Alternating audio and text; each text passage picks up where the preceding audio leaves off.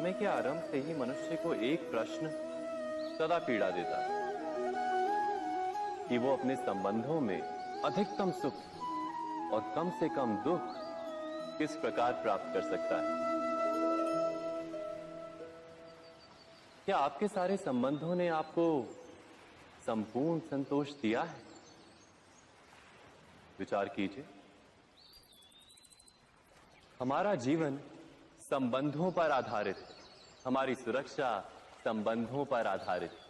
इसी कारण हमारे जीवन के सारे सुखों का आधार भी संबंध है।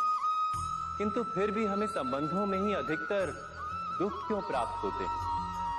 सदा ही संघर्ष भी संबंधों से ही उत्पन्न क्यों हो जाते हैं? कभी विचार किया है? जब कोई व्यक्ति किसी अन्य व्यक्ति के विचार अथवा कार्य को स्वीकार नहीं करता, उसमें परिवर्तन करने का प्रयत्न करता है, तो संघर्ष जन्म लेता है। अर्थात जितना अधिक अस्वीकार उतना ही अधिक संघर्ष, और जितना अधिक स्वीकार उतना ही अधिक सुख। क्या ये वास्तविकता नहीं?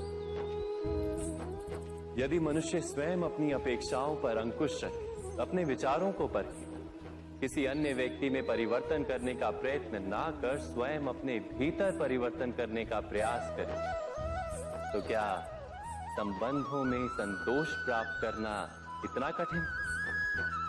अर्थात क्या स्वीकार ही संबंध का वास्तविक अर्थ नहीं? स्वयं विचार कीजिए।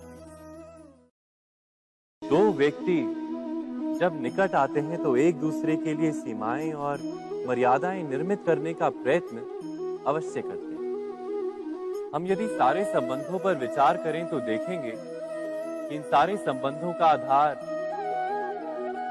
यही सीमाएं हैं जो हम दूसरों के लिए निर्मित करते हैं। और यदि अनजाने में भी कोई अन्य व्यक्ति इन सीमाओं को तोड़ता है तो उसी क्षण हमारा हृदय क्रोध से भर जाता है। इन सीमाओं का वास्तविक रूप क्या है? क्या हमने कभी विचार किया? सीमाओं के द्वारा हम दूसरे व्यक्ति को निर्णय करने की अनुमति नहीं देते, अपना निर्णय उस व्यक्ति पर थोपते हैं, अर्थात किसी की स्वतंत्रता का अस्वीकार करते हैं हम। और जब स्वतंत्रता का अस्वीकार किया जाता है तो उसका हृदय दुख से भर जाता है, और जब वो सीमाओं को तोड़ता है तो हमारा हृदय क्रोध से भर जाता है। क्या ऐसा नहीं होता?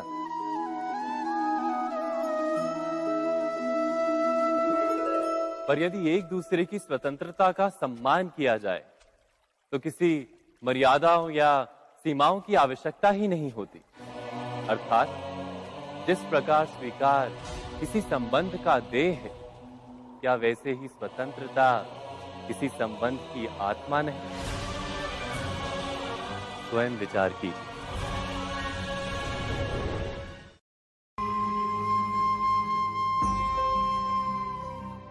प्रत्येक मनुष्य के जीवन में ऐसा क्षण अवश्य आता है जब सारे स्वप्न, सारी आशाएं, सारे दृश्य ध्वस्त हो जाते हैं। जीवन के सारे आयोजन ही बिखर जाते हैं। एक और धर्म होता है और दूसरी ओर सुख। इसी को धर्म संकट कहते हैं। जब धर्म का वहन ही संकट हो और धर्म का त्याग ही सुख हो। विचार कीजिए, कभी किसी स्वजन के विरुद्ध सत्य बोलने का अवसर प्राप्त हो जाता है, कभी ठीक दरिद्रता के समय सरलता से चोरी करने का मार्ग प्राप्त हो जाता है, कभी किसी शक्तिशाली राजनेता या राजा के कर्मचारी का अधर्म प्रकट हो जाता है। सबके जीवन में ऐसी घटना बनती ही रहती है। अधिकतर लोग ऐसे किसी क्षण को धर्म संकट के रूप में जान ही नहीं पाते।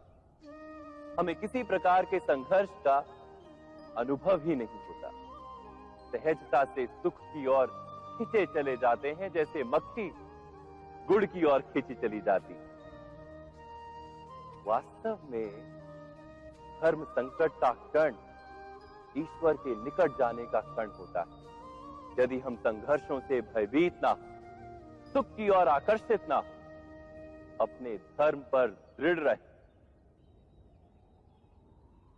तो ईश्वर का साक्षात्कार दूर नहीं।